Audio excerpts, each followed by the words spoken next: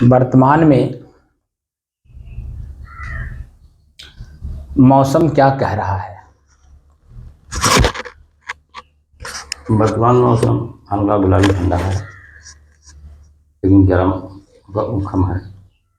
उमस है। जी।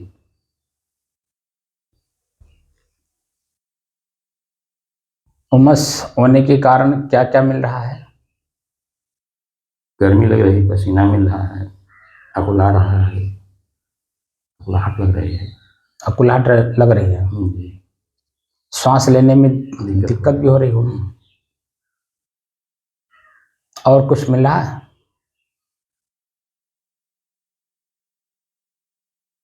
आँच, ताप, ये सब तो नहीं लग रहा? आँच मालूम हो रहा है, काला आँच भी मालूम हो रहा है। क्यों आँच मालूम हो रहा है? दीवार गर्म है। गर्म है। दीवार गर्म है, छत गर्म है। जी। तो इसका हवा अंदर का है, उसका भी गर्म है। खुद का इसका हवा गर्म है। जी।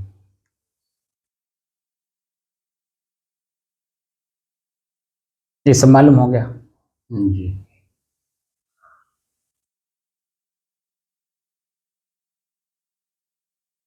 अब आज बताइए आप, जब पहले दिन आपको हमने कहा था कि अपने श्वास को देखिए, जी। तो आपका मन उस दिन क्या कहा था, कुछ बता सकते हैं? तो सब कुछ ज्ञान ही नहीं था कि सांस कैसे नहीं, ज्ञान था कि नहीं था, मैं क्या नहीं कह रहा हूँ। जी। आपका मन उस दिन क्या कहा था, ये प्रश्न है। बार मन था कि सांस कैसे देखा जाएगा।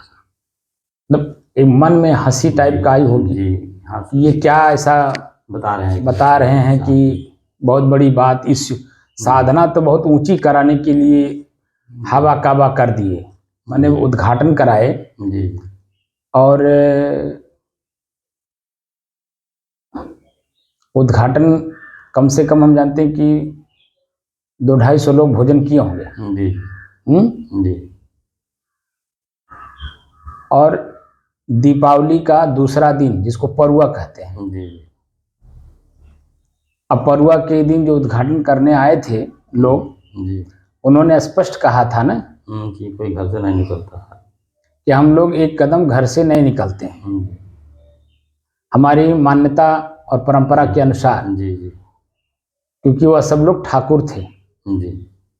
ठीक है ना, इसको क्षत्रिय बोलते हैं, जी। शुद्ध क्षत्रिय थे। जी। लेकिन मुझे जानते थे और मेरे व्यवहार को जानते थे और मेरी साधना को भी जानते थे, इसलिए सब कुछ तोड़ करके वो लोग आए। जी। जी। जो सामाजिक परंपरा वर्तमान की थी, जी। उसको सबको तोड़ के आए थे। जी। ठीक है ना।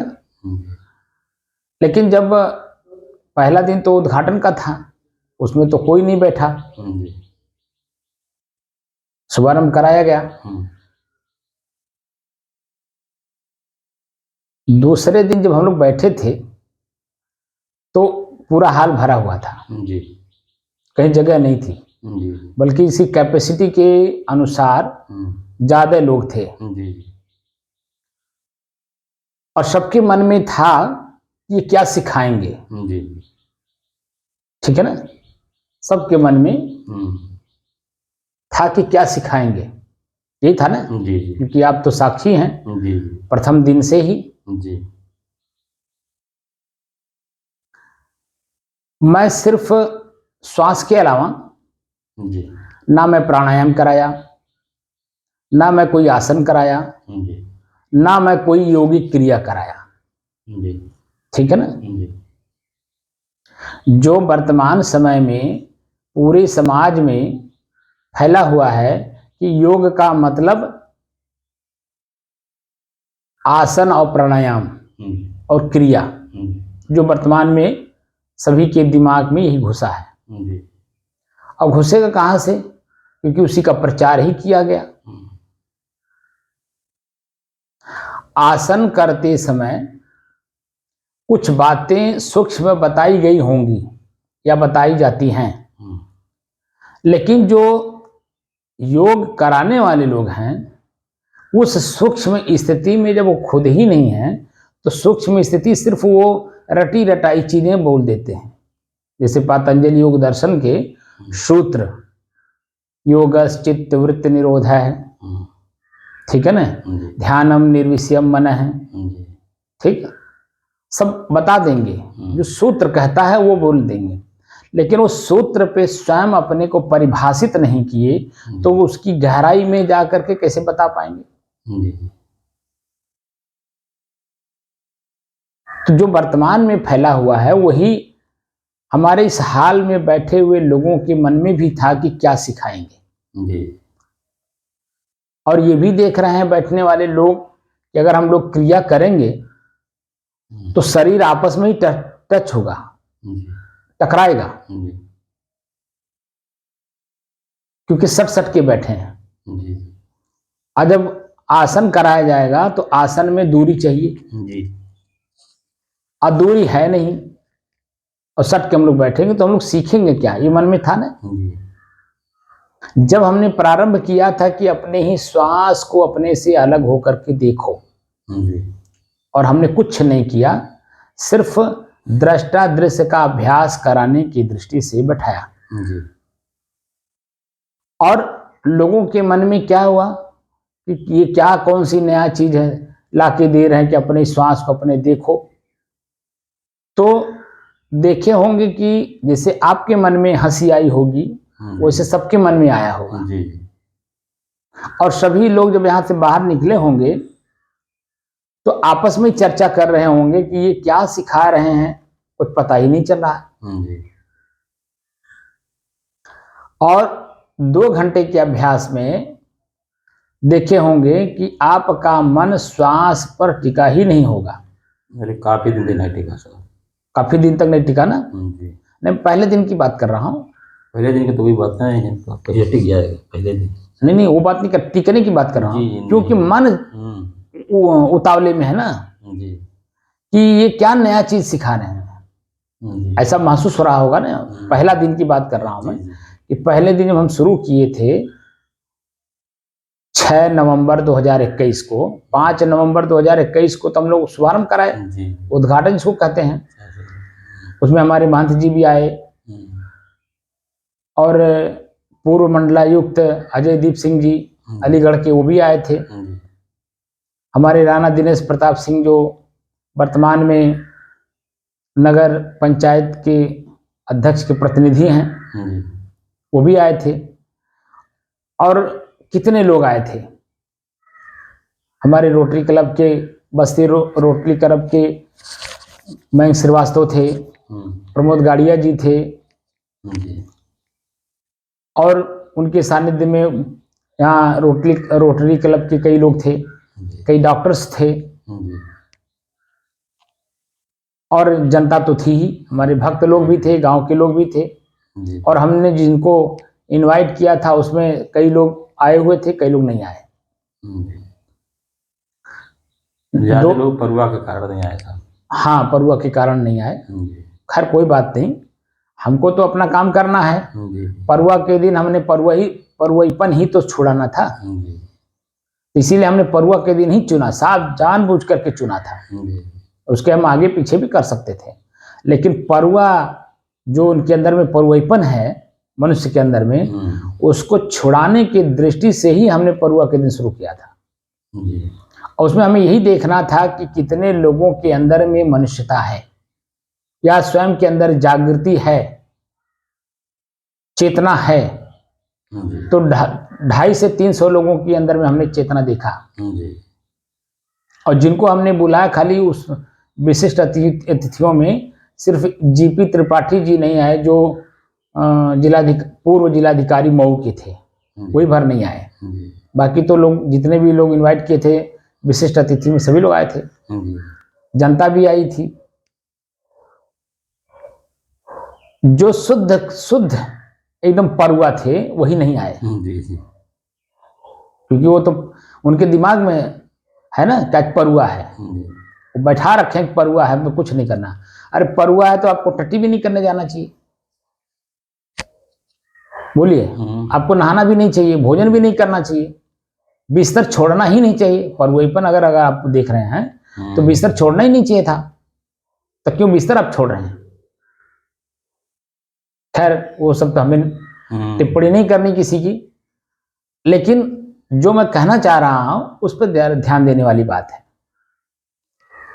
तो पहले दिन तो सबके अंदर में हंसी आई होगी कि ये नया क्या चीज दे रहे हैं, और जो कि पहले दिन भी मैंने बोला था, बीच बीच में मैं बोला हूं कि साधना की 112 पद्धतियों में जो बेस पद्धति है वह पद्धति मैं आप लोगों को शुरू करा रहा हूं जानने के लिए, जिससे मैं और मेरे का अंतर हम जान सके। मैं और मेरे का अंतर, मैं और मेरे के अंतर में भी कितने मिलावट हैं और मिलावट किसने की, ये सब बातें जानना चाहिए कि नहीं जानना चाहिए? जी जी जी। क्यों जानना चाहिए? तो जब मैं और मेरे का अंतर ही नहीं आप जानते हो, तो उसको अगर मैं प्रथम दृष्टिया जनाने की कोशिश कर रहा हूं तो मन में वो बात आएगी ही, स्वाभाविक बात है, क्योंकि कभी उसके बारे में आप लोगों ने सुना नहीं, जाना नहीं, देखा नहीं, यहाँ तक कि पढ़ा नहीं, जो कि है सब कुछ रखा हुआ है किताबों में, ग्रंथों में सब कुछ रखा हुआ है। आप उपनिषद नहीं पढ़े, आत्मा वारे द्रष्टव्य है, श्रोतव्य है, मंतव्य है, निधिध्यास्तव्य है। एक छोटा सा ही सूत्र ले लीजिए कि आत्मा ही संसार में अगर कुछ देखने, सुनने, मनन करने योग्य है तो स्वयं ही आत्मा ही है। साफ साफ हमारा सूत्र कह रहा है, लेकिन उसके बारे में कभी कोई सुना नहीं, जाना नहीं, देखा नहीं, उसके बारे में जानने की कोशिश नहीं किया, या जो जनाने वाले हैं उनके पास कोई बैठा नहीं। जो कि स्वामी विवेकानंद जी साफ साफ उपनिषद का चर्चा करते हैं, उत्तिष्ठत जागृत प्राप ब्रान निबोधत, उपनिषद का वाक्य है। उठो जागो और उन महापुरुषों के पास जा करके अपने पास अपने स्वयं को जानने की शक्ति ग्रहण करो कि स्वयं मैं कौन हूं। और वह महापुरुष हैं संत, संत ही आपको बताएंगे कि स्वयं मैं कौन हूं। और मैं जो स्वयं हूं उसके अलावा जो कुछ भी है मेरे पास वो सब मिलावट है। अब मिलावट किया किसने? मैंने स्वयं ने। और मिलावट करके सुख दुख भोग रहे हैं, कभी सुख कभी दुख। कभी किसी से आपने प्रेम से वार्तालाप कर लिया तो उधर से भी प्रेम की वार्ता भाषा प्रयोग हुआ तो आपके मन में सुख पैदा हुआ। लेकिन आप ही ने अपशब्द किसी को कह दिया तो उधर से जो प्रतिक्रिया आएगी तो क्या प्रेम की आएगी? नहीं। आप ही कर्म का सिद्धांत है कि आप जो देते हो दूसरे को वही आपको रिटर्न होता है, और जिसको आप देते हो वही रिटर्न करता है, दूसरा कोई नहीं करता है। तो किसी से आप प्रेम से बात कर रहे हो, उधर से प्रेम की भाषा आ रही है तो आनंद की अनुभूत हो रही है, और चहक चहक करके आप वार्तालाप करते हैं उनसे, चहक चहक समझ रहे हैं, प्रसन्न हो करके, और मन करता है बात करने की, उसी को चहक चहक बोलते हैं। और सोच सोच करके आप वार्तालाप करते हैं। लेकिन आप जब किसी को अपशब्द बोल देते हैं तब तो आपका अपना ही मन, जैसे मुंह से आवाज निकलता है, कान सुनता है, मन तुरंत कहता है आपने क्या कह दिया। इतनी सूक्ष्मता से कोई जान पाता है कि मैं खुद ही बोल रहा हूं, मेरी जबान बोल रही है, मेरा कान सुन रहा, मेरा ही मन मुझसे कह रहा तुमने क्या कह दिया। जी। कोई जानता नहीं है। और लेकिन जब वही आदमी जब थोड़ा सक्षम होता है समय अनुसार और आपके साथ प्रतिक्रिया करता है उसी शब्दों में, उसी लहजों में, तब आपको कष्ट क्यों होता है? बोलिए। तो कष्ट तो नहीं होना चाहिए ना, क्योंकि आपका ही दिया हुआ वापस कर रहा है वो, लेकिन आपको याद नहीं है कि हमने दिया है। इसीलिए जो वर्तमान में आपको मिलता है तो आपको कष्ट लगता है, क्योंकि वो जो दे रहा आपको वो आप ही से पाया है, और आप ही का वो धन आप ही को वापस कर रहा है।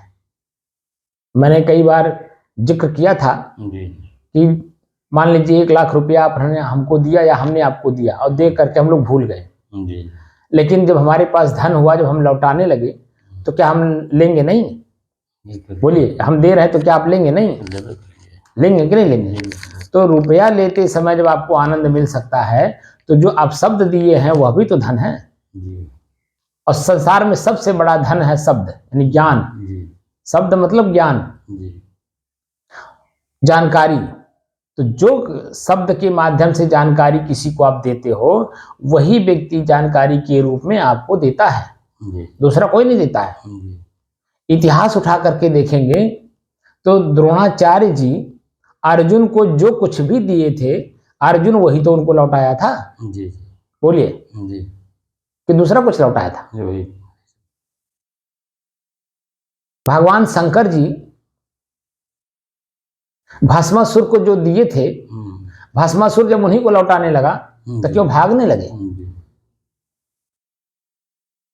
बोलिए। ये तो हमारा धर्मशास्त्रों में आपको हमको जानने के लिए एक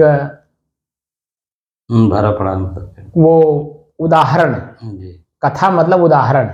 दूसरे का कथा दूसरे के सामने सुनाने का मतलब उनका उदाहरण दे करके आपके भीतर की सोई हुई शक्ति को जगाना कि आप ऐसा नहीं करना। क्योंकि कर्म का सिद्धांत है और कर्म के सिद्धांत में जो आप देते हो वही आपको मिलता है। तो दूसरे का उदाहरण इसीलिए दिया जाता है कि बाबू देखो फलाने आदमी फलाने को ऐसे ये चीज दिए थे, और जब वो नहीं की चीज उन्हें वो जो वापस कर रहा है तो देखिए उनको कष्ट हो रहा है। जो उनको वही दिए हैं समय के अनुसार, पहले वही दिए हैं, और अब जब वो लौटा रहा है तो उनको कष्ट क्यों हो रहा है? नहीं होना चाहिए।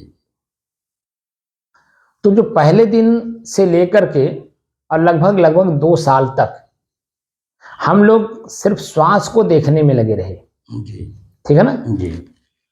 और उसमें आपने देखा होगा कि कई लोग आए, भीड़ लगाए और गए, और कई लोगों ने हमसे खुद कहा कि महात्मा जी आप जो है खाली श्वास को दिखाने के जगह पे थोड़ा सा प्राणायाम करा दीजिए, थोड़ा आसन करा दीजिए, अगर आपको आता हो तो क्रिया भी करा दीजिए। क्योंकि ये एक ही चीज आप दिखाते हैं, बार बार दिखाते हैं, ये अच्छा नहीं लगता है।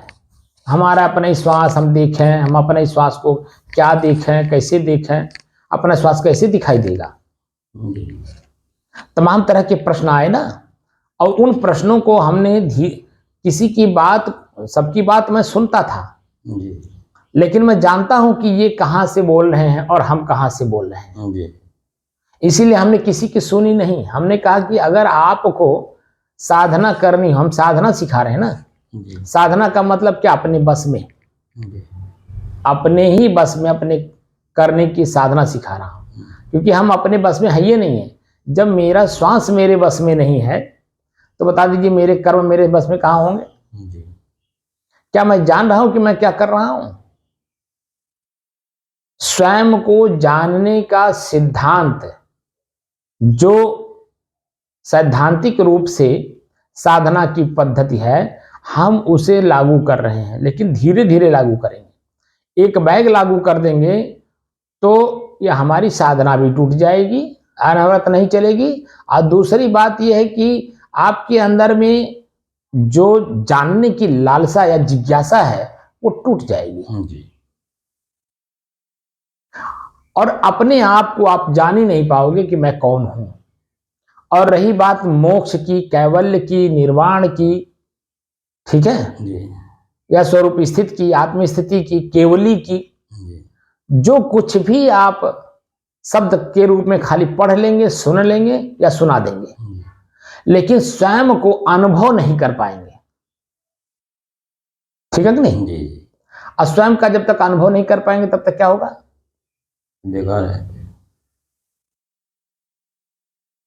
तो वो साधना का क्या मतलब है? जी कुछ नहीं।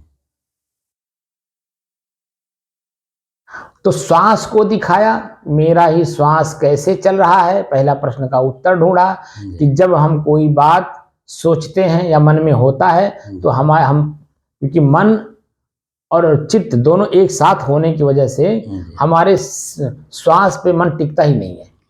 क्योंकि चित्त जो अपना काम करता है, चित्त का मतलब अनुसंधान, ये क्या बोल रहे हैं, क्यों बोल रहे हैं, किस लिए बोल रहे हैं, वो अनुसंधान करता है। और जब अनुसंधान करता है तो श्वास पे मन टिकता ही नहीं कि अपने श्वास को हम देखें। हाँ, उस पर चला जाता है, लगातार हम देखें, लगातार हमारा मन श्वास पर टिके, अनुसंधान करने चला जाता है, अनुसंधान करने चला जाता है। तो इसीलिए अपने श्वास पे कहाँ टिकता है। जी तो अपने ही श्वास को सिर्फ देखने में कम से कम साल भर लगा होगा। जी।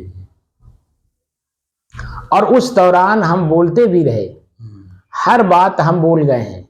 वो हमारा वीडियो अपलोड है, हर दिन का देखे होंगे, कुछ न कुछ हम बोलते गए। जी। लेकिन मन उस पर टिकता नहीं था, मन तो अनुसंधान करने पे चला जाता था। जी। अपने ही श्वास पर अपना ही मन लगातार 15 मिनट श्वास को देखे, ऐसी स्थिति बनी नहीं पा रही थी। क्यों? क्योंकि जो शब्द सुनते थे या जो मन में कल्पना होती थी या हमारा चित्त जो तर्क करता था, हमारा मन उसी पे जाकर के उलझा रहता था। अपने ही श्वास को देखने में, लगातार देखने में वो सक्षम नहीं हो पा रहा था। समझ रहे कि नहीं?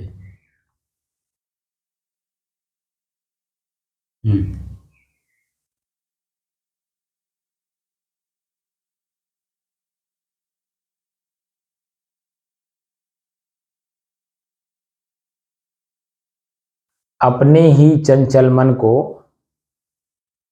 अपने ही बस में करके एकाग्रता, स्थिरता एवं स्वयं अपने आप में शांति का अनुभव करने के बाद प्रसंग चल रहा है स्वयं की खोज। स्वयं मैं कौन हूं को जानने की दृष्टि से साधना करते करते आज 929 दिन हो गए। तारीख 24 मई सन 2024, दिन शुक्रवार, प्रातःकाल का समय।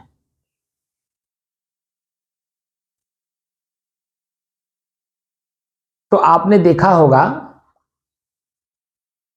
कि जो मन अनुसंधान जब करने लगता है चित्त के ऊपर जाके, चित्त जब अपना काम करने लगता है, कोई बात मन याद दिला देता है और चित्त उसी का अनुसंधान करने लगता है।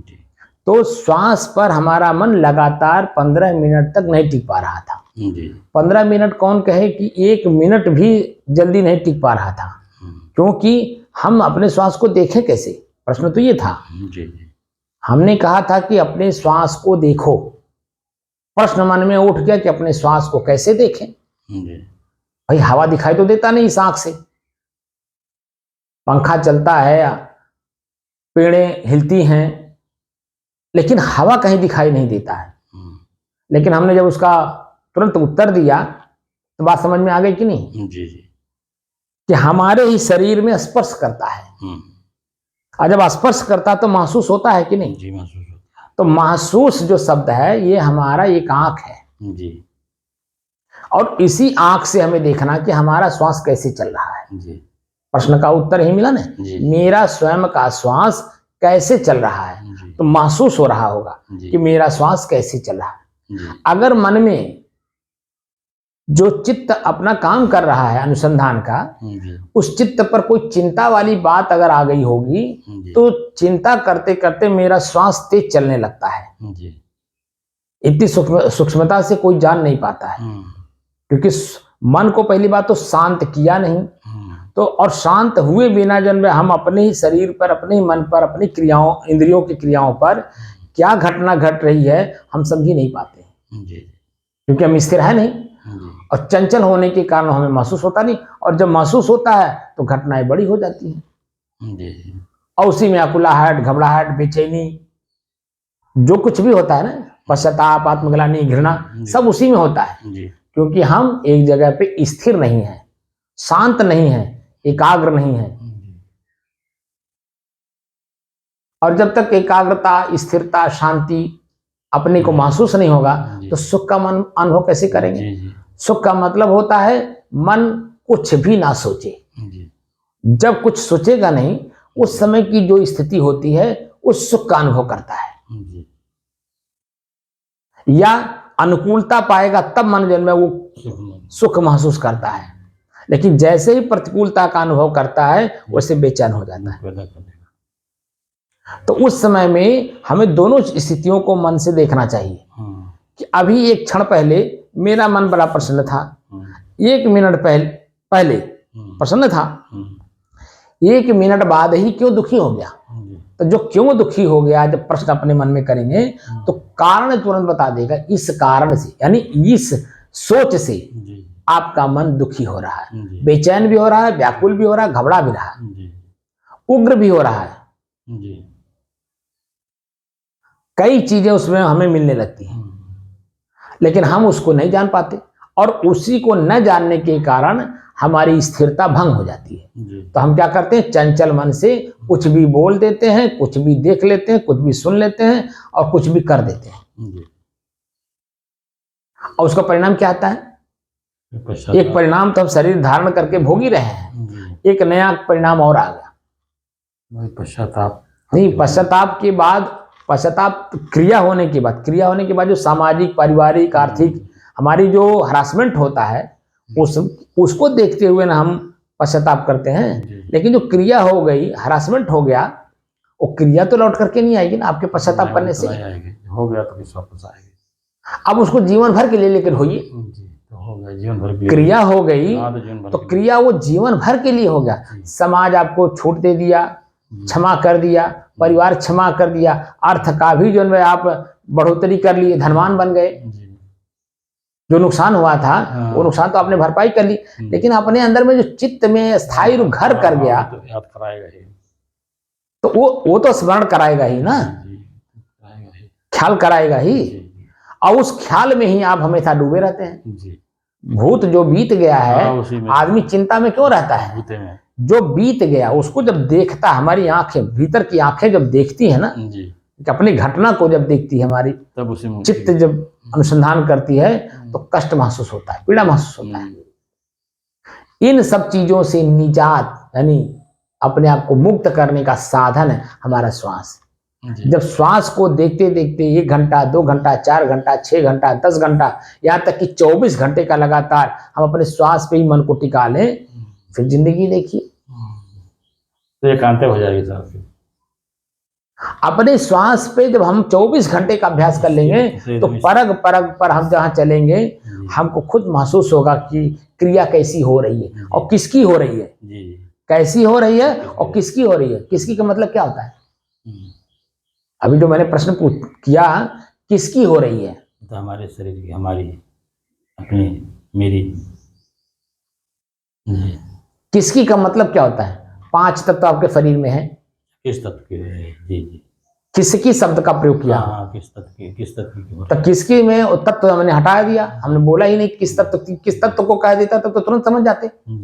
लेकिन किसकी हो रही है, तो जब आप जाने रहेंगे तब न समझ जाएंगे कि तत्व की हो रही है। हम चल रहे हैं तो कौन सा तत्व है? चले तो हवा है, वायु तत्व है। हम बोल रहे हैं तो वायु तत्व है। चिंतन कर रहे हैं तो वायु तत्व है ना, चिंतन ये आकाश तत्व है। अब ये देखिए, भटक गए कि नहीं भटक गए? चिंतन आकाश तत्व है। ये बोली जो हमारी है ये वायु तत्व है, आवाज जो निकल रही है, लेकिन चिंतन जो है हमारा ये वायु तत्व नहीं है। चिंतन तो कोई सब मतलब कल्पना जिसको बोलते हैं ना जी। चिंतन क्या है? कल्पना ही तो है। हम तो खाली है साहब ना, आकाश वही तो कह रहा हूं, तो खाली में ही तो आप चिंतन कर रहे हैं और क्या कर रहे हैं? चिंतन जो शब्द है वो खाली जगह में ही तो होगी। खाली जगह, हाँ, ये अच्छी बात है कि सूक्ष्मता से जानना चाहिए। अगर सूक्ष्मता नहीं आपको पता है तो फिर वो मन भटकेगा उसमें। तो जो हम बोल रहे हैं वो किसमें है? वायु तत्व, क्योंकि आवाज जो निकलती है वायु तत्व में ही निकलती है। ट्रांसफर भी होता है तो वायु तत्व में होता है ना जी। लेकिन जो सुन रहे हैं वो कौन सा तत्व है? वायु तत्व नहीं, सुनने की शक्ति।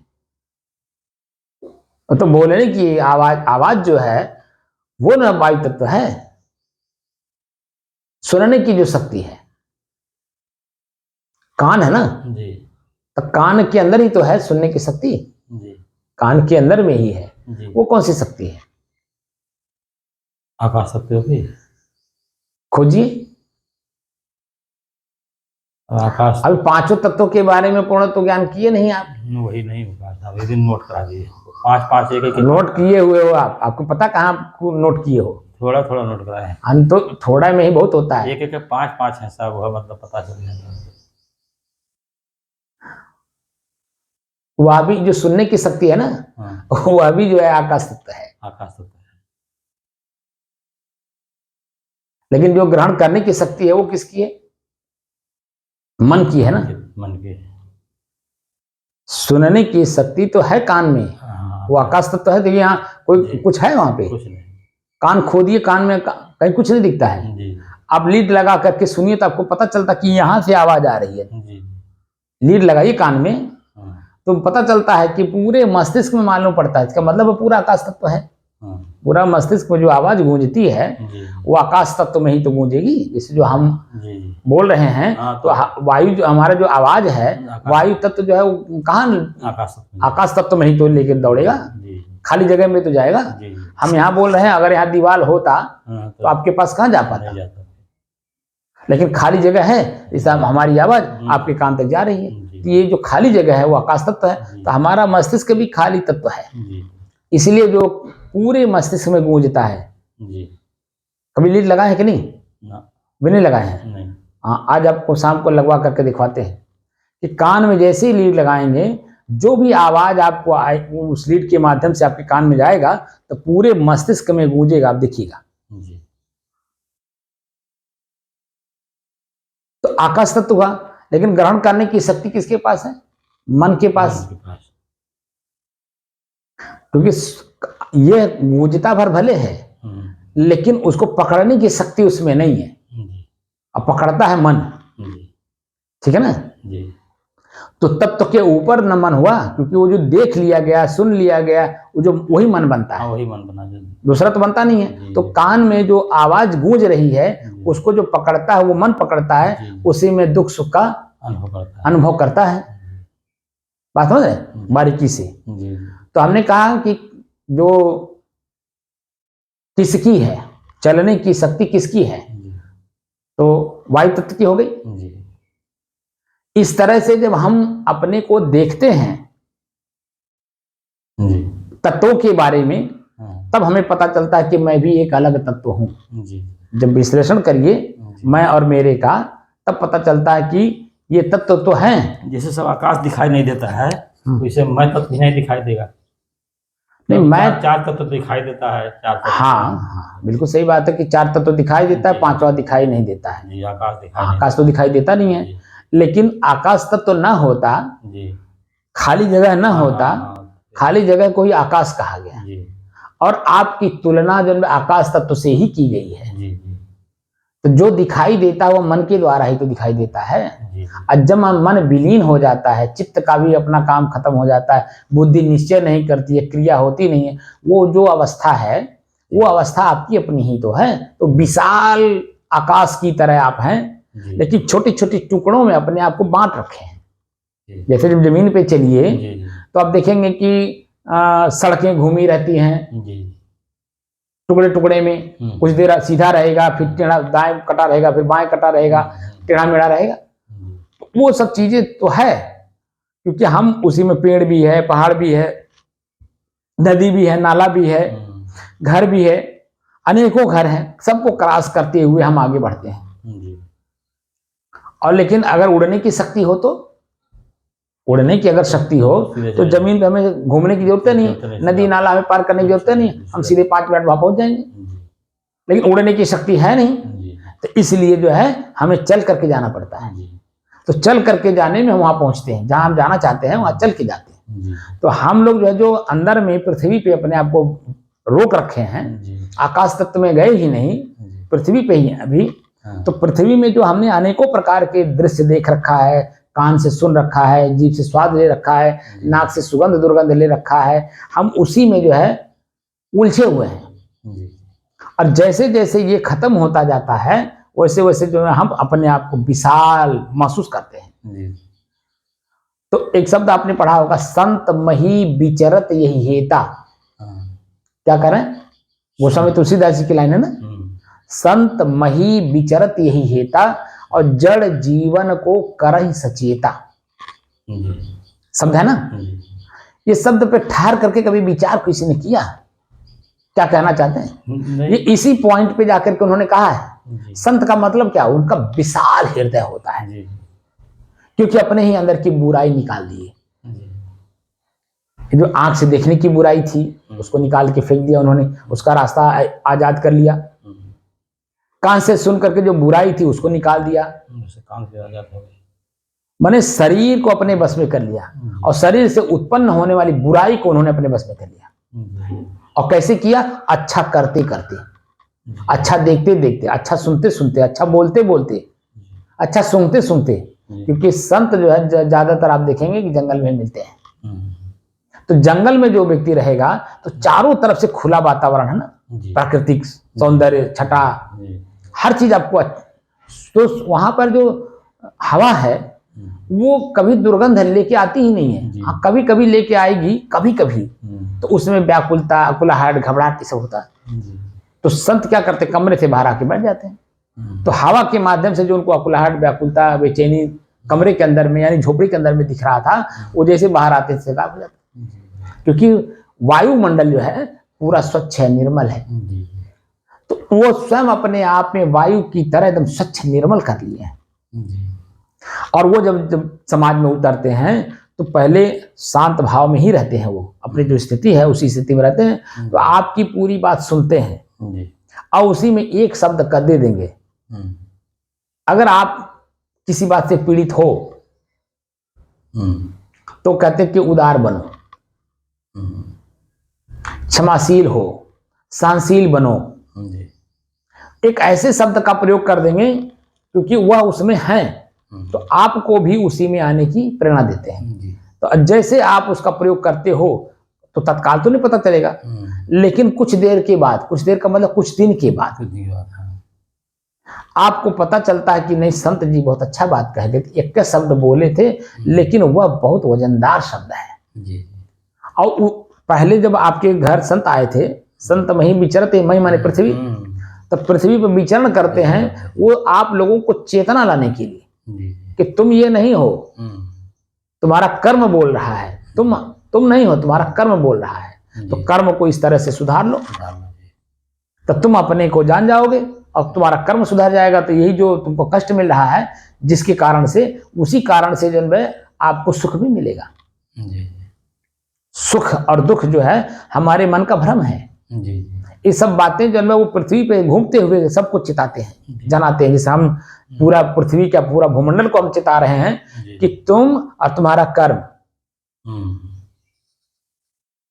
जब जान जाओगे कि मैं और मेरा कर्म क्या है, मैं ही कर्म कर करके सुख भी भोग रहा हूं और मैं ही कर्म कर करके पीड़ा भी ले रहा हूं, तो क्यों ना हम अपने कर्म को सुधार लें।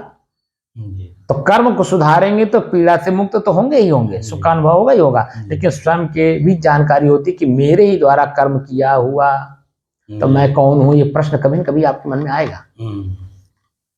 जो बुढ़िया माई मरी थी मेरे सामने 5-4 साल की अवस्था में, हमारी 4 साल की अवस्था थी, अब बुढ़िया माई मरी, अब मैंने उसको कभी मरते हुए किसी को देखा भी नहीं था। और वही बुढ़िया माई हमको जो मैं उठा करके भेली खिलाई, मेरा मुंह धोई, मुझे खिलाई। खिलाने का मतलब जाने ना, हाँ, खिलाना शब्द में सब कुछ आ जाता है, जो कुछ बोलेंगे वो सब उसी में जुड़ जाता है। और उसके बाद छोड़ दी, हम लोग खेलने लगे और 1 घंटा भी नहीं बीता होगा और तब तक जो उसी के घर में रोना पीटना पड़ गया। और वही बुढ़िया माई जो मुझे खिलाई थी, भेली खिलाई, पानी पिलाई, वही बुढ़िया माई लेटी पड़ी है। उनके बच्चे, बहुएं, नाती सब रो रहे हैं। और तो और जो जैसे चिल्लाना शुरू की परिवार के लोग, वैसे पड़ोस के भी लोग आ गए। पड़ोस के जगह पे पूरे गांव के लोग आ रहे, क्या हो गया क्या हो गया। और हम जो है जब सुने तो आ करके देख रहे हैं तो बुढ़िया माई लेटी हुई है। अब बुढ़िया माई के ऊपर मैं चढ़ गया, छोटा था मुझे क्या मालूम, मैं उसके ऊपर चढ़ गया। माई उठ, माई उठ। अब माई हो तब तो उठे। तो जो वो चेतना मेरे अंदर में लाया, क्या कि बुढ़िया माई अभी थी और अभी कहाँ चली गई। और ये बातें कब आया समझ में, रात के समय में। क्योंकि मैं दिन भर उसके साथ ही रहा ना, तो ये ज्ञान कहाँ होगा। क्योंकि वो जब शमशान घाट जा रही है तो कैसे ले जा रहे हैं, कितने लोग ले जा रहे हैं, क्या क्या, और साथ साथ में क्या क्या लेके जा रहे हैं, शमशान घाट पे जा करके क्या क्या कर रहे हैं, वो सब मैंने अपनी आंखों से घटना को देखा।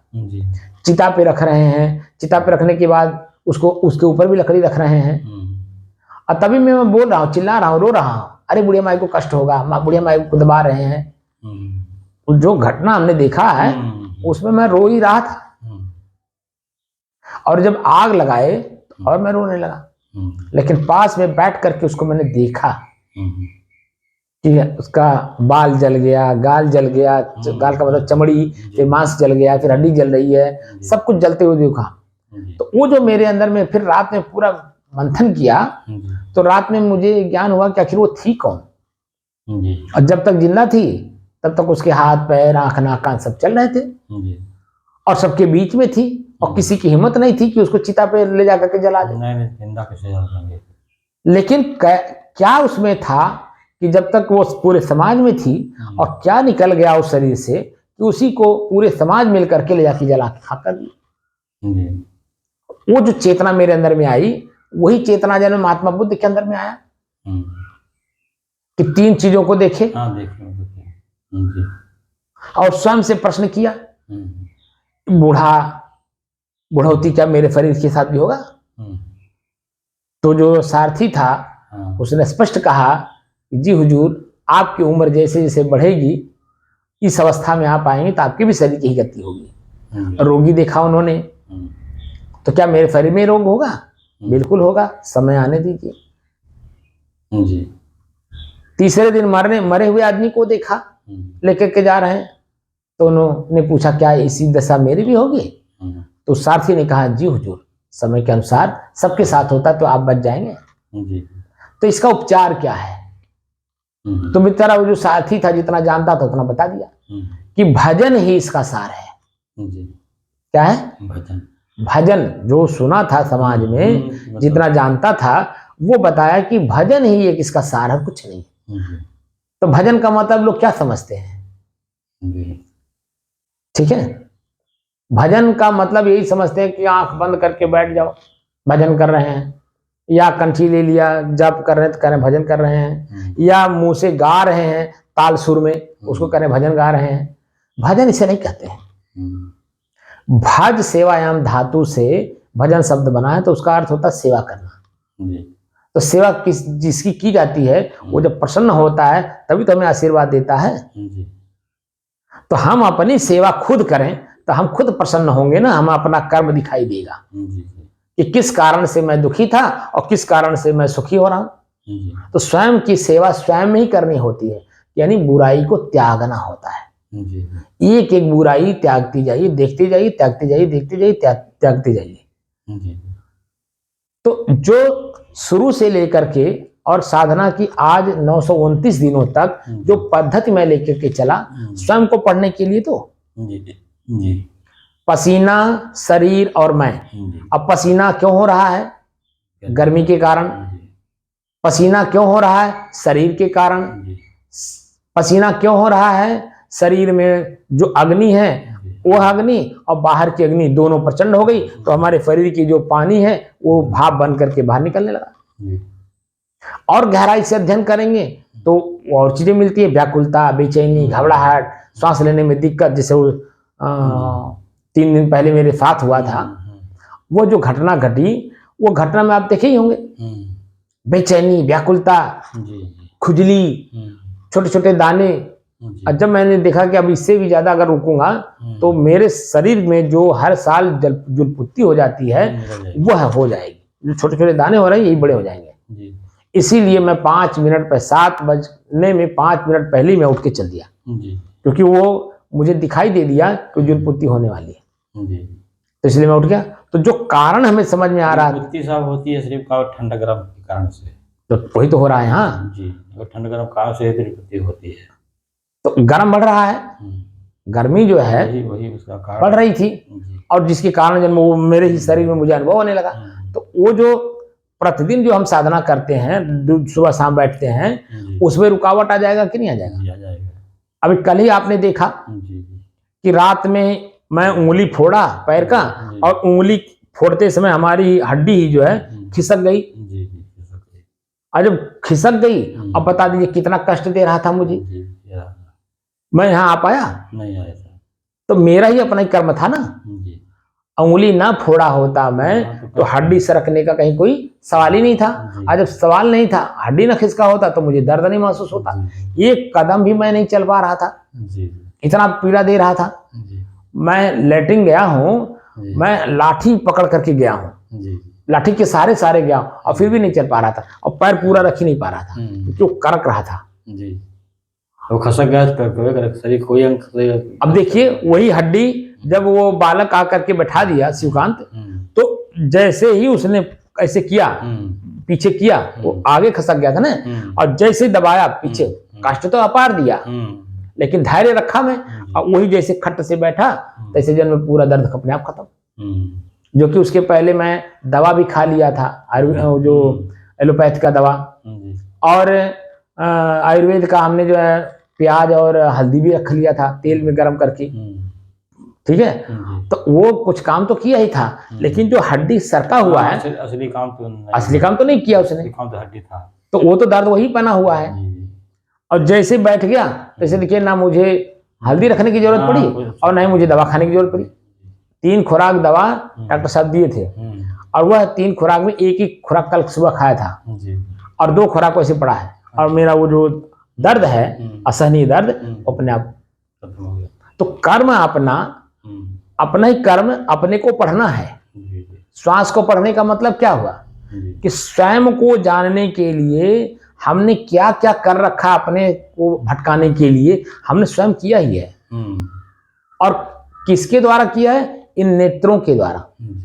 आंख ने देखा, कान ने सुना, नाक ने सुगंध दुर्गंध लिया, इसके द्वारा जो इंद्रियों के द्वारा जो हमने अंदर में ग्रहण करके रखा है, वो सामान निकालना होगा धीरे धीरे, तब जा करके वो खाली होंगे। और जब खाली होंगे, खाली होने का एहसास कैसा होगा? अब आकर के आपको मालूम हो रहा होगा कितना शांति हो जाएगी, हर प्रकार से शांति हो रही है। बैठ रहे हैं तुरंत जब एकदम मन शांत हो जा रहा, क्योंकि बाहर का कोई कर्म अब प्रभावित नहीं कर रहा है, ना परिवार का, ना समाज का, ना आप जहाँ ड्यूटी करते थे उसका, ना नात बात का, किसी चीज का। अगर जब खाली एक ही चीज दिखाई दे रहा है कि नया क्या मिलने वाला है, बस क्या होगा, क्या आगे मिलेगा, नया नया रोज आप सुन रहे हैं, दोनों टाइम सुन रहे हैं, और वो जो सुनने के कारण आपके मन के जो भ्रम दूर हो रहे हैं, वो आपको और हल्का करता जा रहा है, हल्का करता जा रहा है, हल्का करता जा रहा है। अगर यही चीजें मैं शुरू में बताता तो समझ में बात आता नहीं आती। सुनता खाली कान, सुन करके खाली सूक्ष्म रूप से यहाँ स्टोर कर लेता, लेकिन खुद को उस लेवल पे ले जा करके अनुभव नहीं कर पाता, और स्वयं को इन संसारी चीजों से अलग नहीं कर पाता, और जो दुख सुख हम भोग रहे हैं उन दुख सुखों से अपने आप को मुक्त नहीं कर पाता। तो पसीना, शरीर और मैं, तो श्वास, नाक और मैं। अब इन लोगों में हमें क्या क्या मिला, अब देख ही रहे होंगे। तो ये इससे कुछ न कुछ तो मुक्ति मिल रही होगी। नाक में हमने कहा था ना कि जहां दुर्गंध हो भागिएगा नहीं, तो देखेंगे कि थोड़ी ही देर में अपने आप जो वो सामान्य हो जाता है। पसीना कितना भी हो, पूरा शरीर हम लोगों का भीग जा रहा है गर्मी के कारण, अकुलाहट, बेचैनी, घबराहट सब कुछ हो रहा है, लेकिन हम लोग भाग नहीं रहे, तो सामान्य बना हुआ कि नहीं बना हुआ। और जो अकुलाहट, बेचैनी, घबराहट जो हो रही है, किस कारण से हो रहा है, उसका निवारण हम कर दे रहे हैं, तो हमारी अकुलाहट बंद होगी कि नहीं होगी। जैसे बारिश हुई तो पूरा बारिश नहीं हुआ कि ताकि दीवार भीग जाए, छत भीग जाए, ठंड हो जाए, ये जो हवा है ये ठंड हो जाए, वातावरण ठंड हो जाए, ऐसे तो हुआ नहीं। तो बारिश के कारण जो उमस हुई, उमस को हमने जब देखा और अपने को देखा, तो देखा कि जब उमस के कारण बहुत सारे ऐसी परेशानियां मेरे जीवन में आने वाली जो लॉन्ग टर्म तक रहने वाली है, 2-3 दिन, 2-4 दिन रहने वाली है। तो हम 5 मिनट पहले उठ गए, उसका समाधान कर लिए कि नहीं कर लिए। तो वो जो कारण दिखाई देता है, तो कारण का निवारण भी आपके सामने आ जाता ही ना, वो रहता है। कोई ऐसा प्रश्न नहीं है जिसका उत्तर नहीं है, कोई ऐसा शंका नहीं जिसका समाधान नहीं है, कोई ऐसा प्रॉब्लम नहीं है जिसका कोई सॉल्यूशन ना हो। और वह सिर्फ अगर है तो मानव शरीर में है। जी अब मानव अपने ही इस चीज अपने को समझ नहीं पा रहा, इसलिए सॉल्यूशन नहीं निकाल पा रहा, और स्वयं और सॉल्यूशन निकालने की बजाय प्रॉब्लम और क्रिएट कर रहा है। आंख से देखा जा रहा है, कान से सुना जा रहा है, नाक से सुगंध दुर्गंध भोगा जा रहा है, जीभ से स्वाद लेकर के, पैर से चल करके। जब तक इन इंद्रियों को न कंट्रोल करेंगे, संयमित नहीं करेंगे, तब तक जो है आपकी जो स्थिति है स्वयं की वो बरकरार नहीं रहेगी। तो दो चीजों को तो आपने देखा, पसीने को देखा, श्वास को देखा। तो शरीर मैं, पसीना शरीर में, श्वास नाक और मैं। अब यहां देखना कर्म को। आज जो नई चीज बताने के लिए पूरा ब्यौरा बताया हूं, आज का महत्वपूर्ण विषय है कि मैं और मेरा कर्म। जगने से लेकर के सोने तक, क्योंकि आप रात में अपने स्वयं में थे, एकदम शांत थे, स्थिर थे, कोई क्रिया न शरीर की हो रही थी, ना आपके मन की हो रही थी, ना चित्त का हो रहा था, ना बुद्धि का, ना अहंकार का, कोई क्रिया नहीं हो रही थी, क्योंकि आप अपने आप में थे। नींद जो है ना, अपने आप में थे आप। जब जगे, चेतना में आए, तब से लेकर के अब पुनः उसी नींद में जाने के बीच में जितने भी समय आपने दिया है, जहां जहां दिया है, जिस रूप में दिया है, जो कुछ भी आप देख रहे हैं दृश्य के रूप में, अपने कर्म तो देखेंगे, वो कर्म आपका अपना ही दिया हुआ है और वही आपको लौटाता है। पांचों तत्वों का जो क्रिया आपने कर रखा है चेतना में, जीवों के साथ, प्रकृति के साथ जो कुछ घटना कर चुके हैं, वही आपको अनुभव होता है, दूसरा नहीं होता है। तो कर्म साधन है मन और मैं, कर्म, मन और मैं। अब इन तीन चीजों को पढ़ना है। तो मेरा जो मन बना तो कर्म से तो बना। तो मन कैसे बना? हमने आंख से देखा है, जो कि वो दृश्य अब नहीं है। बचपन 5 साल से लेकर के अब तक, जो मैं बार बार बोलता हूं कि 5 साल से लेके अब तक ना वो दृश्य है, ना वो कर्म है, ना वो समय है, ना वो व्यक्ति है, ना वो स्थान है, कुछ है नहीं। लेकिन स्मृति मात्र, ख्याल मात्र मन में जो है, वही तो मुझे पीड़ा और कष्ट दे रहा है, वही सुख और आनंद का अनुभव करा रहा है। कुछ है नहीं। हाँ, कुछ है नहीं साहब, ख्याल है, बस खाली ख्याल मात्र है। और ख्याल को ही, ख्याल जो है, ख्याल करने के बाद वो समय क्या हुआ है वही याद आ जाता है। वो जो याद आता है तो वही तो कष्ट का कारण बनता है। कि सुख है वही याद आ जाता है, वही प्रतीत होने लगता है। और जो कि वर्तमान में वो है नहीं, कुछ नहीं है, कुछ नहीं है, वो खाली महसूस कराता है कष्ट का।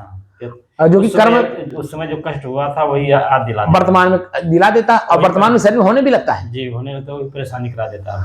और जो चीजें हमें ख्याल में नहीं है, हाँ, जब कुछ है ही नहीं है तो जब कुछ ख्याल में नहीं है, तो अब बता दीजिए तुम शांत हो कि नहीं हो? आपकी अपनी स्थिति मजबूत हो रही कि नहीं हो रही? हो जाएगा। अब आज से कर्म, मन और मैं, इन 3 चीजों पे हमें ध्यान देना है। सुबह जगने से लेकर के और सोने तक पढ़ना है कि हमने कौन कौन से कर्म पूर्व में कर रखे हैं जो मेरे सामने प्रस्तुत हो रहा है। जो मैं आपको कहा था ना कि आपका ही दिया हुआ चीज मैं आपको लौटा रहा हूं, ये भी तो कर्म ही है। मैंने लिया है आपसे और आप ही को लौटा रहा हूं।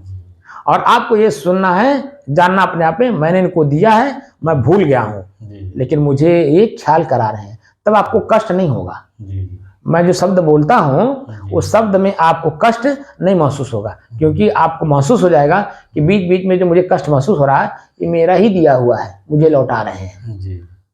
जो मुझे कष्ट हो रहा है वो मेरा ही दिया हुआ है, उस समय समय से मुझे मिल रहा है, लेकिन मुझे कष्ट नहीं होना, बल्कि उसके आगे का चिंतन करना है कि कष्ट जो है, जो दे रहा है मन, वो अगला क्षण जो है हमारा, अभी जैसे ही भूलेगा वैसे अगला क्षण ठीक आ जाएगा, सुख का हो जाएगा, सुख का हो जाएगा, अपने आप हो जाएगा। वो करना नहीं पड़ेगा, बस खाली भूलने की जरूरत है।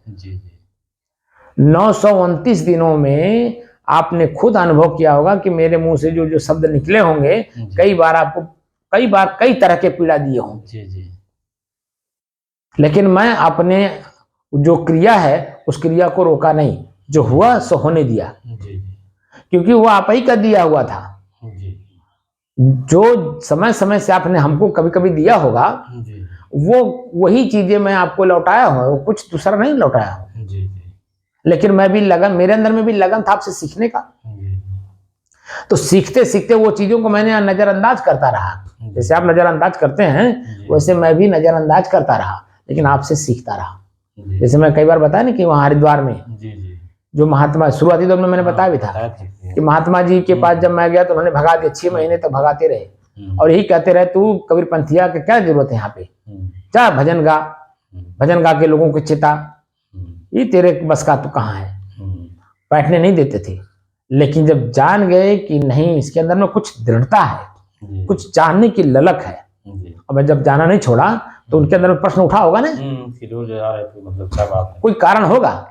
तब उन्होंने प्रश्न किया, अच्छा बोल मेरे से क्या चाहता है। जैसे उनके मुंह से आवाज निकला, मैं बिना कोई देरी किए तत्काल मैंने कहा, स्वामी जी मैं आपसे व्याकरण पढ़ना चाहता हूँ, लघु सिद्धांत कौमुदी। और जैसे मेरे मुंह से आवाज उन्होंने सुना, एक ही शब्द उन्होंने कहा कि जा कल इतने टाइम लघु सिद्धांत कौमुदी एक कॉपी और एक कलम लेकर के आना। इतने बोले और मैं उठा चला आया। और फिर दूसरे दिन उसी समय में लघु सिद्धांत कौमुदी और एक कॉपी एक कलम लेकर के पहुंच गया। अब वही अ ई उण, पहला वाक्य उन्होंने पहला सूत्र हुआ अ ई उण दे दिए। जैसे पहली बार जब मैंने आपको अपने श्वास को दिखाने की बात की, वही और जो आपके मन में बात उठी थी वही चीजें मेरे मन में भी उठी। अ ई उण पहला सूत्र उन्होंने दिया और कहे कि जा याद करके कल फिर इसी समय में आना। हम समझे कि पूरा चैप्टर पढ़ाएंगे, ठीक है, क्योंकि हम लोग तो कखा गघा याद करके कहाँ आगे बढ़ चुके हैं, लेकिन अब यहाँ नए सिरे से कखा गघा हमको पढ़ा रहे हैं। और जो कि मैं पढ़ चुका हूँ अ ई उण, ये पहला सूत्र है व्याकरण का।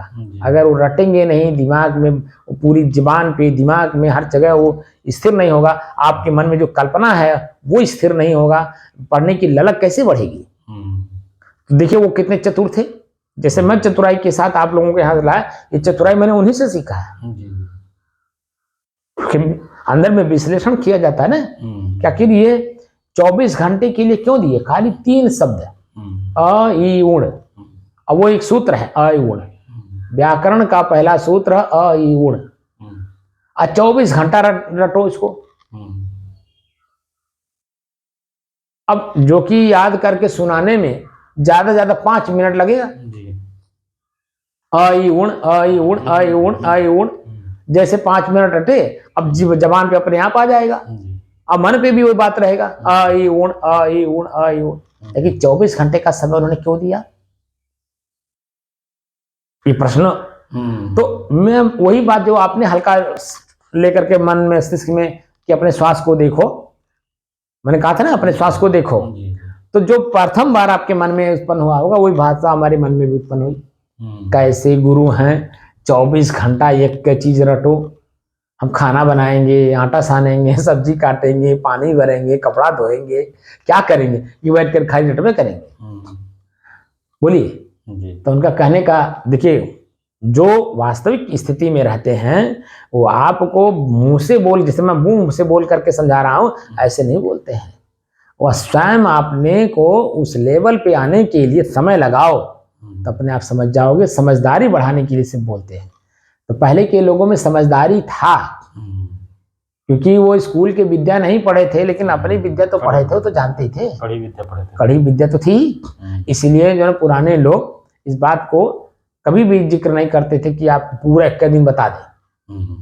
जैसे मैं बोल के 3 घंटा 2 घंटा बोल करके मैं बोल समझाने की कोशिश करता हूँ, लेकिन फिर भी देखिए दिमाग पकड़ नहीं पाता है। जी। अभी जैसे ही हटेंगे कि अगर वीडियो ना रहे, बार बार उसे न सुनिए तो दोनों तुरंत भी भूल जाएगा पूरा बोलने से। इसीलिए जो अनुभव कराया जाता है।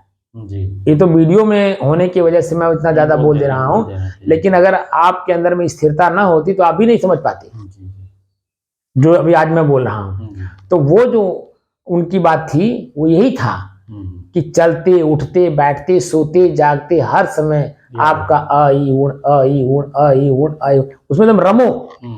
जब तक जो लक्ष्य आप लेकर के चल रहे हो उस लक्ष्य को पाने में जब तक लगन आपके अंदर में नहीं होगी वो चीजें प्राप्त नहीं हो सकती। जी। तो चलना, उठना, बैठना, सोना, जागना, उसी एक सब पहले ही शब्द में उनको पता चल जाएगा कि मेरे अंदर में लगन है या नहीं। ठीक है। तो जब जैसे हमको सूत्र दिए, मैं गंगा के किनारे गया और आधा घंटा बैठा और वही में रटा। मैं रट करके मैं आधे घंटे बाद फिर आ गया। मैंने कहा गुरु जी, स्वामी जी, मैं रट लिया, उसको आपको सुना देना चाहता हूँ और अगला सूत्र हमें दे दीजिए।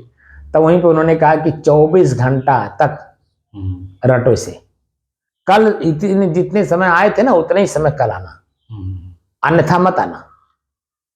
अगर तुम्हारे अंदर में स्थिरता नहीं है तो मत आना। जिस तरह से उतावलापन अभी दिखा दियो आधे घंटे के अंदर में, ये उतावला मुझे नहीं दिखाना। बहुत बातें हमको, 2-4 शब्द जो है बहुत कड़वा उन्होंने पिलाया हमको घूंट, और कड़वा घूंट पी लिया मैं और फिर चला गया। फिर 24 घंटे में फिर उसी समय में आया। तो जब देखे तो मुस्कुराए तो अंदर से, लेकिन ऊपर से गुस्सा भी जाहिर किए, क्योंकि जो उतावलापन दिखा दिया था वो उतावलापन गुस्से में ही शांत होता है। अगर सूक्ष्मता से जब आप अनुभव करेंगे तो किसी के अंदर में कोई गुण अगर डालना है तो गुस्सा भी जरूरी है, क्योंकि उसका उतावलापन खत्म करना है। समझ रहे कि नहीं? इसलिए गुस्सा जाहिर करना, लेकिन वो गुस्सा क्रोध में नहीं, गुस्सा दूसरी चीज है और क्रोध दूसरी चीज है। हर शब्द का अपना ही महत्व है। हम लोग जो एक ही चीजों को कई शब्दों में पिरो के बोल देते हैं। हमारे हिंदी शब्द में कहीं ऐसा नहीं है कि एक ही क्रोध भी गुस्सा है, उग्रता भी गुस्सा है, क्रोध ही है, ऐसा नहीं है। हर चीज में अलग अलग भाव दिया हुआ है। तो वो गुस्सा करते थे, न कि क्रोध करते थे। क्रोध में तो दोबारा हमको आने नहीं देते वो, लेकिन गुस्सा किए मेरे अंदर में जो उतावलापन है उसको निकालने के लिए। तो मैं अभी समझ गया तो गुस्सा स्वामी जी कर रहे हैं, तो अब हम तत्काल में नहीं आएंगे, जब कहेंगे तभी आऊंगा। तब मैं 24 घंटे में जो सूत्र देते थे वो 24 घंटा याद करके तब मैं जाकर के सुनाता था। ऐसे ही मुझे लघु सिद्धांत कौमुदी पढ़ने में 6 साल नहीं लगा, 3 साल हमने लघु सिद्धांत कौमुदी पढ़ने में लगाया, 3 साल। और उतने में ही मुझे उन्होंने बहुत ऐसी हमारी अंदरूनी शक्तियों को जागृत कर दिया कि जो मैं चाहता था। मुझे आगे सिद्धांत कौमुदी और कौमुदी वो पढ़ने की जरूरत नहीं पड़ी। बस मुझे तो उनके वास्तविक अनुभूति चाहिए थी, और अनुभूति पाने के लिए मैंने मार्ग चुना, क्योंकि वो व्याकरण के व्याकरणाचार्य थे और वो जो और संत भी थे। तो जो स्थिति उनकी अपनी बनी हुई थी वह स्थिति मैं स्वयं अनुभव करना चाहता था। क्योंकि जो बुढ़िया माई की बात थी, मुझे कोई नौकरी तो करनी नहीं है कि कहीं जाकर के हमें इतना पढ़े लिखे हमको नौकरी दे दीजिए। हमको तो अपनी स्थिति को जानने के लिए हमें संत के सानिध्य में जाना था ना। जो मैं आया हूँ संत के सानिध्य में, मैं स्वयं को जानने के लिए आया हूँ। हमें कोई डिग्री नहीं लेनी है। तो डिग्री लेना अलग विषय होता है और स्वयं को जागृत करना दूसरी चीज होती है। वही जो 3 इडियट्स पिक्चर है अभी समाज में चल रहा है आमिर खान का, तो वो यही समझाना चाहता है। हर जगह विद्या आपको मिल रही है, लेने वाला चाहिए। वो कहता है कि हर क्लास में हमें डिग्री नहीं चाहिए, लेकिन हमें ज्ञान चाहिए। डिग्री किसी और के नाम का था वो, लेकिन स्वयं का उसके अंदर में जो गुणवत्ता आई, आगे चल करके दुनिया का बहुत बड़ा साइंटिस्ट हो गया, वो दिखाया उसने। तो स्वयं की चेतना जो जागृत होती है, वो चेतना वो विद्या में नहीं होती है, स्वयं की जानकारी में होती है, स्वयं के अनुभूति से होती है। तो स्वयं मैं जो अनुभव कराने की कोशिश कर रहा हूं कि स्वयं मैं कौन हूं, ठीक है। तो वो कब जानेंगे? जब हर चीज को अलग अलग पढ़ेंगे तब। अभी जैसे श्वास और नाक और मैं, कितनी चीजें मिली, और वही चीजें हमें जो है हमारे पसीना शरीर और मैं में मिला। मुझे तो मिला शरीर गर्मी क्षण 2 क्षण में, घंटे 2 घंटे में शांत भी हो जाती है। जो अकुलाहट, बेचैनी, घबराहट, आंच, ताप, जो कुछ भी मिल रहा है, देखिए क्षण क्षण बदलता रहता है। लेकिन क्या मैं भी बदलता हूं उसके साथ साथ? खाली मैं देख रहा हूं, दृश्य देख रहा हूं कि किस क्षण क्या बदल रहा है, लेकिन मैं तो स्थिर हूं। लेकिन हमें अपने स्थिरता का भान नहीं है। शब्द क्या प्रयोग किया मैंने? भान। स्वयं हमारे अपनी स्थिरता का भान मुझे नहीं है कि मैं इन दृश्यों को देख रहा हूं और ये प्रकृति में स्वतः हो रहे हैं। मैं इनमें कुछ भी नहीं कर रहा हूँ। जी। और ये स्थिति कहाँ हमको अनुभव है, नहीं। लेकिन धीरे धीरे धीरे धीरे एक दिन से लेकर के, मैंने शुरुआती दौर से लेकर के और 900 जो आज 29 दिन हुआ, आप देखते देखते देखते आपके मन के अंदर की बहुत सारी चीजें ऐसी थी कबाड़ जो साफ हो गई। और वही मैं नए साधकों को भी चाहता हूँ, जो वर्तमान की स्थिति देखते हो इसको न देखा करो कि पसीना हो रहा है, आंच ताप व्याकुलता घबराहट हो रही है तो घंटा लगातार बैठना है। इस पे जब जाओगे, जो क्योंकि 929 दिन हो रहा है और आपको शुरुआत आज से करना है। आप क्या साधना किए हो बाहर में मुझे नहीं मालूम, लेकिन मेरी साधना में, जैसे हमारे वो स्वामी जी थे, सन्यासी महात्मा थे, मैं कबीरपंथी और मैं घर का पढ़ा लिखा सब कुछ जानता हुआ और उम्रदराज भी हूँ। और उन्होंने कहा कि जब संसार को भूलोगे तभी से प्राप्त कर पाओगे। अगर तुम्हारे अंदर में कुछ भी रह जाएगा कि मैं ये जानता हूं, तो मेरी चीजें जो तुम जानना चाहते हो नहीं सीख पाओगे। ये उनका वाक्य था कि संसार को भूल जाओ कि मैं कुछ जानता भी हूं। और वही चीजें मैं शुरू में गुरु जी के पास भी जब आया था, मैं पढ़ा लिखा हूं, मैं यहाँ से हूँ वहां से हूँ, ये जानता हूँ वो जानता हूँ, मैंने कुछ नहीं, एकदम जो गुरु जी सिखाएंगे, क्योंकि मुझे अनुभूति सीखना है ना कि कागज में लिखा हुआ शब्द, कागज में लिखा हुआ शब्द तो लिखा हुआ है, जो लिखा उनका अनुभूति उन्होंने लिख दिया। मेरा अनुभूति क्या है, जब इनकी वाणी सुनेंगे, इनके व्यवहार को देखेंगे, इनके बताए हुए कर्म को करेंगे, तब अनुभूति हमारी बढ़ेगी। और हमने वही किया। उन्होंने कहा झाड़ू लगाओ, झाड़ू लगाया, बर्तन मांजो, बर्तन मांजा। मैंने कोई ऐसा काम जो सामाजिक तौर पे है, जो मनुष्य को अच्छे ढंग से करने वाली चीज है, उन सभी कामों को जो उन्होंने कहा मैंने किया। टाटी बांधा, फरका बांधा, छप्पर छाया, निराई किया, गोड़ाई किया, कटाई किया, दवाई भी किया हूं। जो थ्रेसर पे मशीन में डालते हैं ना दाने वाली, वो काम भी मैंने किया है। और गेहूं को निकालने का भी काम किया है, भूसा उठा करके मंजिला में रखने का काम किया हूँ। मैंने कोई ऐसा काम जो अच्छे हैं, जो गुरुजी करा सकते हो, सब मैंने किया है। क्यों किया, कराया उन्होंने? मेरे अंदर में जो पहले का अहम रूपी बू है ना, बदबू अंदर में कर्मों का, उसको इसी तरह से निकालने के लिए कि स्वयं की चेतना को जानो। जो कबीर साहब का कहना है, करो बहिया बले आपनी, छाड़ पराई आस, जाके आंगन नदिया बहे, सो कस मरही पियास। और भजन में लोग डफली पे बजा बजा के गा के सुनाते भी हैं, धोबिया जल बिच मरत पियास। धोबिया मतलब जीव, जल मतलब शरीर में रहते हुए भी जब वो प्यास से मर रहा, यानी सुख और शांति उसके अंदर में नहीं है। तो कर्म कौन से कर रहे हो भाई? खाली गा करके सुनाना या गाया हुआ सुनना, उससे क्या हमारी स्थिति शांति होगी, सुख मिलेगा? हमें खुद करना होगा। जो हमारे अंदर में बुराई है उसको निकालना होगा, अच्छाई को ग्रहण करना होगा। और जब तक अच्छाई बुराई का भेद नहीं पता चलेगा, तब तक मन में शांति आ नहीं सकती, सुख आ नहीं सकता। आप अपने घर में सुख और चैन की नींद सो नहीं सकते, हमेशा व्याकुल रहोगे, बेचैनी बढ़ी रहेगी, घबराहट होगी, अकुलाहट होगी, और उसी में हार्ट अटैक होगा। असमय जो मृत्यु हो रही है लोगों की, वो इसी कारण से कि अपने कर्म करके अपने अकुला रहा है, व्याकुल हो रहा है, घबरा रहा है, बेचैनी बढ़ा, खुद करके बढ़ा रहा है।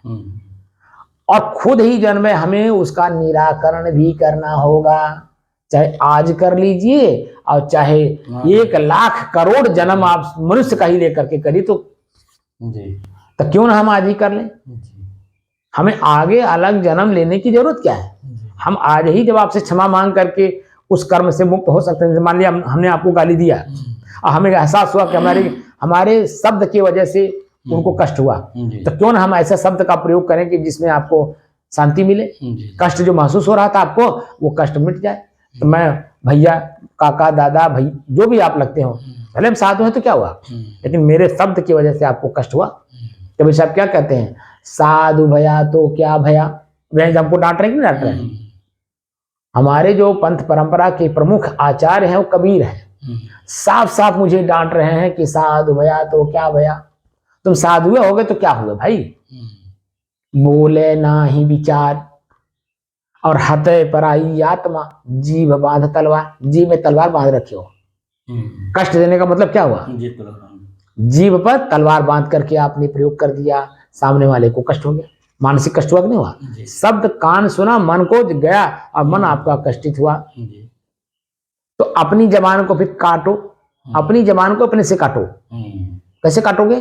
क्षमा मांग लीजिए, मुझसे गलती हो गई, अब दोबारा गलती नहीं होगी, मैं सावधान रहूंगा, सतर्क रहूंगा और चेतना में रहूंगा, मुझे क्षमा कर दीजिए। आप क्षमा किए कि नहीं किए दूसरी बात है, लेकिन मेरा ही मन जो है जो व्याकुल था अपने आप शांत हो जाए, मैंने क्षमा मांग दिया। हम अपने काम में लग गए और आप अपने, लेकिन आप वाच करेंगे कहीं मेरे बारे में कुछ बोल तो नहीं रहा, आप सब तक जैसे जो प्रयोग किया है। और जब आप साल भर तक 365 दिन तक पूरा आप अनुभव कर लेंगे कि मेरे बारे में कहीं कुछ बोला ही नहीं है, तब आपके मन जो है शांत हो जाएगा। और फिर जब अपने आप फिर बुला करके पूछोगे भैया कैसे हाल चाल आपका। अरे मान ले रास्ते में मिल गए और हम जा रहे हैं झोंके में और हमने नहीं देखा आपको, आपने देखा तो तुरंत बुला करके राम लखन दास जी कैसे हो, क्या कर रहे हो, कहाँ जा रहे हो, ये भाषा अपने आप बदल जाएगा। उस समय में जब हम समझेंगे कि इन्होंने क्षमा कर दिया, और उस समय मैं समझूं, आप समझेंगे कि ये जो है आदमी बन गया। दोनों में आंतरिक रूप से संतुष्ट हो जाएंगे कि ये अपनी कमी निकाल दिया, आप समझेंगे और मैं समझूंगा इन्होंने मुझे क्षमा कर दिया। तो दोनों में एकरूपता हो जाएगी कि नहीं हो जाएगी? अब दोनों में एक हो जाएंगे, हो जाएंगे, दोनों एक हो गए। वही कबीर साहब कहते हैं अपनी कहे मेरी सुना और सुनी मिली क्या हो, तो हम दोनों एक हो गए, क्योंकि हमने ही अपने कैंची को काट दिया, अपनी जबान रूपी में जो कैंची लगा रखा था उसको काट दिया, यानी हटा दिया, यानी शब्द का प्रयोग जो हमने किया क्षमा वाली कर लिया, सर को झुका दिया, समर्पित हो गया मैं आपको, और मैंने खुद कहा कि जब आज के बाद ऐसी गलती नहीं होगी। तो सतर्कता सावधानी बरता, साल भर तक आपने वाच किया, देखा, और कुछ भी हमने आपके बारे में कहीं किसी से चर्चा भी नहीं किया। अगर कोई आपके बारे में चर्चा भी कर रहा है तो मैं अवॉइड कर दिया, भैया उनके बारे में कुछ ना बोलिए, आपको अपने बारे में कुछ चर्चा करना हो तो कर लीजिए, नहीं तो उनके बारे में ना बोलिए। तो वो सब चीजें जो है इंक्लूड होती। साल भर का मतलब क्या होता है? जो 24 घंटा उन्होंने एक सूत्र दिया अ ई उण, उसका मतलब क्या हुआ कि चलते उठते बैठते सोते जागते हर समय में आपका वही गूंजे अ ई उण अ ई उण अ ई उण अ ई उण अ ई उण अ। माने 24 घंटा जब वो आपके मन के अंदर में रम जाएगा तो दूसरा सूत्र देंगे, फिर उसको रमाओ तो वो कभी भूलेगा नहीं। और वही जो है आगे चल करके आपको काम आएगा, क्योंकि अभी तो सूत्र दे रहे हैं, अभी शब्द नहीं बनवा रहे हैं। शब्द कैसे बनता है, कौन से सूत्र लगता है, किस समय में लगता है, किस जगह लगता है, उसका अर्थ क्या होता है। एक ही शब्द में कई शब्द मिले हुए हैं, अलग अलग कैसे करोगे। एक ही शब्द में ऐसे भी शब्द मिले हुए हैं जहां आपको पता नहीं चलेगा कि इसमें और भी शब्द है, उसका भाव भी अलग है, उसकी क्रिया भी अलग है, वो कैसे समझोगे। तो जब तक उसमें रमोगे नहीं तब तक कोई चीज आप समझ में नहीं पाओगे। 3 साल लगाने का मतलब क्या होता है आप समझ जाए? काफी होता है। स्कूल में 3 साल नहीं लगाएंगे, वो तो साल भर बस आप क्रॉस कराते जाए, क्योंकि वो तो खाली उनको पढ़ाना भर है और आपको पढ़ना है, अनुभव थोड़ी करना है। ना अनुभव वाला आदमी पढ़ा रहा है, ना अनुभव करने की दृष्टि से वहां जा रहे हैं। यहाँ तो हम क्या काम कर रहे हैं, अनुभव वाले से अनुभव सीखने के लिए मैं आया हूँ, और खुद को भी मैं उस लेवल पे उतारना चाहता हूँ। तो जिस लेवल पे वो है वो लेवल मेरे में तभी आएगी जब मैं उस उम्र में जाऊंगा तब। लेकिन उस उम्र का मैं इसी उम्र में अनुभव करना चाहता हूं, तो अपने समय को लगाना होगा, उन परिस्थितियों को साक्षात देखना होगा, तब जाकर के आपकी स्थिति उनकी स्थिति, भले उम्र आपकी कुछ भी हो, मेरी स्थिति और आपकी स्थिति एक हो जाएगी। अब आपकी 75-78 साल उम्र है, अब मेरा भी 52 साल है। अब आप बता दीजिए, आपके अनुभूत ज्यादा होने चाहिए, लेकिन मैं आपको ज्ञान दे रहा हूं, आपने अपने समय का दुरुपयोग किया। दुरुपयोग नहीं कर सकते, मैंने आपको जानकारी नहीं थी कि मैं क्या कर रहा हूं, तो जो कर रहे थे उसी में आप मगन थे। और उसको जब आपने देखा कि अंत में कष्ट के अलावा कुछ नहीं मिलता। हार्ट का मतलब क्या है, हार्ट का जो प्रॉब्लम आपको हुआ उसका मतलब क्या हुआ कि कुछ भी मुझे ये सुख नहीं दे पाया, मैं दूसरे को सुख देते देते देते देते मैं खुद दुख ले लिया जी। और किसी को सुखी नहीं कर पाया। जी। और अंत में जो है जब संत के सानिध्य में आप आए जी। तब आपको लग रहा है नहीं वास्तव में है, ऐसा नहीं है कि नहीं है, लेकिन हम उस लेवल पे अपने को खरा उतार नहीं रहे, जी। कर्म कर नहीं रहे। इसीलिए जो मैंने कहा ना आज से पढ़ना है, वैसे अभी इसको कहने की जरूरत नहीं थी, अभी तो कई इंद्रियां बाकी हैं जी। जैसे आंख, रूप, आंख और मैं। जी। तो कर्म को भी रहने दीजिए, रूप को देखिए। जैसे पसीना, शरीर और मैं, श्वास, नाक और मैं, तो एक एक कदम का तो अभी अभ्यास इसका भी नहीं हुआ होगा। तो इसलिए जो हम कर्म को भी न पढ़ेंगे तो कर्म पढ़ने में आपको बड़ा कष्ट होगा, क्योंकि अपने कष्ट आप अपने जो कर्म कर चुके हैं उसको पढ़ने में अपार कष्ट होगा। अभी उसको रहने दीजिएगा, मत कर पढ़िएगा। अभी खाली रूप, आंख और मैं। तो रूप कौन कौन सा आंख हमारा देख रहा है, गड्ढा देख रहा है, एकदम बिल्कुल साफ देख रहा है, कंकड़ है, कंकरीली जगह है, पथरीली जगह है, दूब वाली है, कैसी हर कदम कदम का आप जब देखते चलेंगे तो आपको सुबह से लेकर शाम तक दिखाई देगा। आंख बंद करेंगे तो सब अपने आप उभरने लगेगा, जो कि आप आंख खोल करके देख नहीं रहे हो, लेकिन आंख बंद में वही देख रहे हो जो आपने जागृत में देखा है आंख से, वही आपके मानस पटल पर उभर रहा है। तो क्या वो मैं हूं वर्तमान में? नहीं।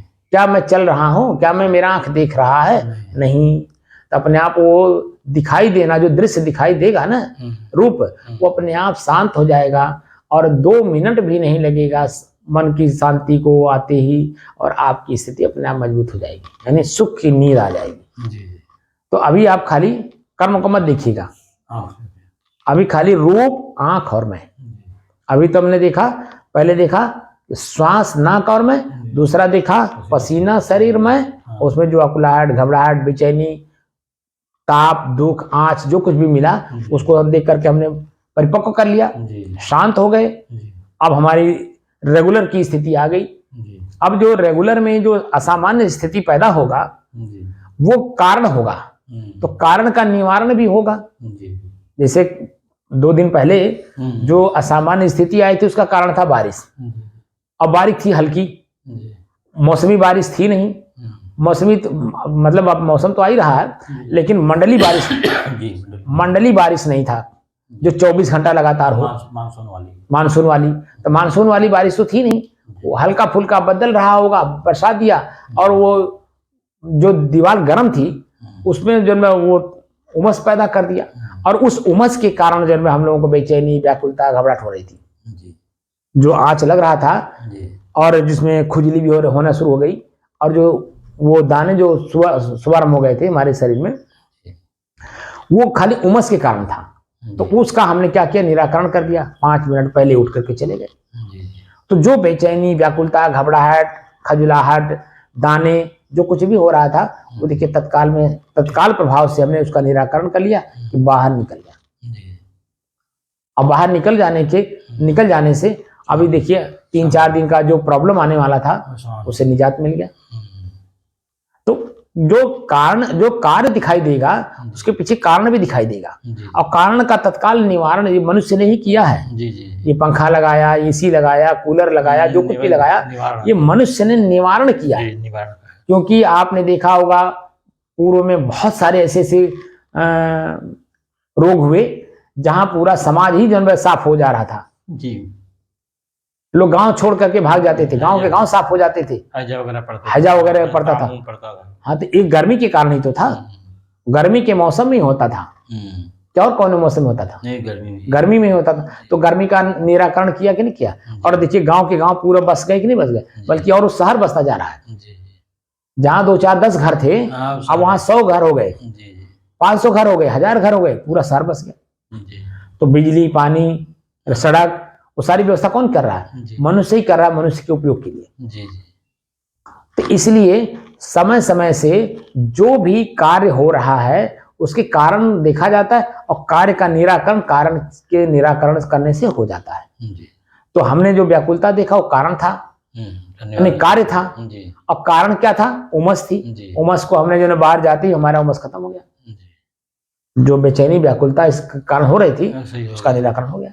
जी तो ऐसे ही जो है हमें रूप, आंख और मैं तीसरी चीज देखनी है। जी वो गलती से मैं कह दिया, चलिए कर्म को देखना है, आगे आएगी फिर। वो तो इसको याद नोट कर लीजिएगा, ठीक है। जी और इस पांचों इंद्रियों के जो विषय हैं इनको पूर्ण रूप से देखे बिना कर्म को देखेंगे तो, हाँ क्योंकि इसी में काफी कुछ निराकरण हो जाएगा। जी और जब उसको देखेंगे तो कष्ट नहीं महसूस होगा इतना ज्यादा, जी लेकिन मैं जब लगा एक बैग करा देंगे जी तो अपार कष्ट होगा। तो इसलिए जो है ना अभी इंद्रियों के जो छोटे छोटे चीजें हैं ना उसका निराकरण कर नाक का क्या, अगर आँख कर लिया जाए फिर कान किया जाएगा। ऐसे एक एक करके करेंगे, एक एक से करेंगे। तो जैसे श्वास को हमने शुरू में दिखाया तो उसके जो प्रॉब्लम्स थे, हंसी था, मजाक था, जो भी था वो सब शांत होता गया और हम अपनी जगह पे स्थिर रहे। आपके मन के अंदर में जो भी रहा हो वो हमारी स्थिति अब आपके अंदर में पैदा हो रही है। गंभीरता, शब्द का वजन लेना, पहले हमारे शब्द का आपने अवहेलना भी किया होगा, लेकिन मैं जानते हुए भी नहीं उसका उपयोग किया हूँ। मैं जान रहा हूँ कि अभी इनको अवहेलना इसलिए कर रहे हैं क्योंकि वह पॉइंट नहीं आया, स्तर तक नहीं पहुंच पाए हैं, मतलब वो जो अनुभव है उस अनुभव में नहीं है, इसलिए वो हल्का में ले रहे हैं। लेकिन जब अनुभव में आ जाएंगे तो हल्कापन अपने आप खत्म हो जाएगा। तो जो मैं दिखा रहा हूँ वो अब साक्षात दिखाई दे रहा है, तो उस शब्द में वजन अपने आप बढ़ता जा रहा है। तो बहुत बड़ी बड़ी बात जो है और छोटी छोटी बातों में समझा दे रहा हूँ। जो हमारे वेदों में, उपनिषदों में, शास्त्रों में, गीता में, रामायण में, बीजक में बड़े बड़े शब्द हैं, वो छोटी छोटी चीजों में मैं अनुभव करा दे रहा हूँ।